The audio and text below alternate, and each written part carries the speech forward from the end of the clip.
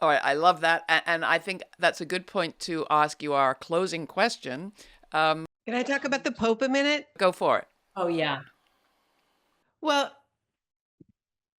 one of the things we get into is that, like Astra was saying, the ways in which to engineer this,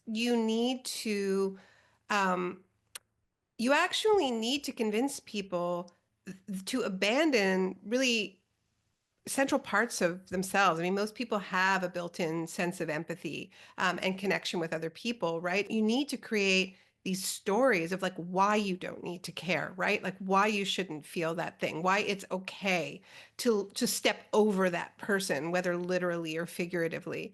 And so JD Vance is really important in this story as well because he actually has made these appeals to Catholic, like ancient Catholic theology to claim something that is sometimes translated from Latin as ordered love, so that your first responsibility is to love your family, and then you can love your neighbors, and then you can love your community. But by the time you get to people outside your country, you really don't owe them anything, right? And that there's something actually wrong and almost perverted about caring beyond your inner circle. Like we know that one of the last things Pope Francis did was meet with JD Vance, but he had actually responded to that. He was so offended by it, by the idea of what he referred to as these concentric circles of love, and it being actually the opposite of what his understanding of Catholic teachings were. It's really unruly, right? That it's about opening your heart as widely as possible. And we know that the church has failed over and over and over again to live up to that promise. And this Pope was not a saint and didn't either. But I think that he made some really important decisions about not prioritizing, the so-called culture wars and prioritizing standing with the poor, standing with people, standing with refugees, standing with people in Gaza.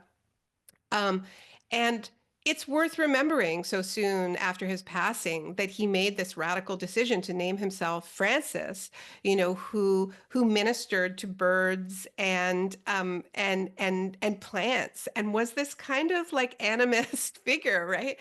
And challenged what is really at the heart of this, which is the idea of creating a hierarchy of life, not just human life, but all of life, right? And it was that pyramid of being where you have like God at the top, and then you have angels, and then you have men, and they at the very bottom you've got like rocks, right? And it was such a false understanding of how our world works, which is it's a web, it's a network, everything is interconnected. I think his lines weren't his lines at the very end something like, "We must till and keep the garden which is everybody's garden."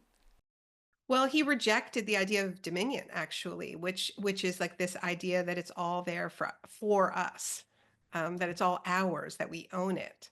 He wrote this climate encyclical, and I don't think he used the word dominion. He used the word care instead, which is very interesting. And I think it does point to the possibilities for unlikely alliances. And, as Astra always reminds us, like solidarity isn't about finding connection with people who you are the same as. It's about finding connection across difference. And this vision that we're calling end times fascism is so radical, and it's at war with so much and so many, that it does create this challenge for us to see who we can form alliances with, which doesn't mean that we erase our differences. It doesn't mean that we, you know, uh, um, yeah, that we lie about what's true. But it does call for strategy because everything is so on the line. I think it's a kind of a ferocious love. I don't believe it's bleak. I think it sort of should awaken like an open-hearted love for everything that's on the line.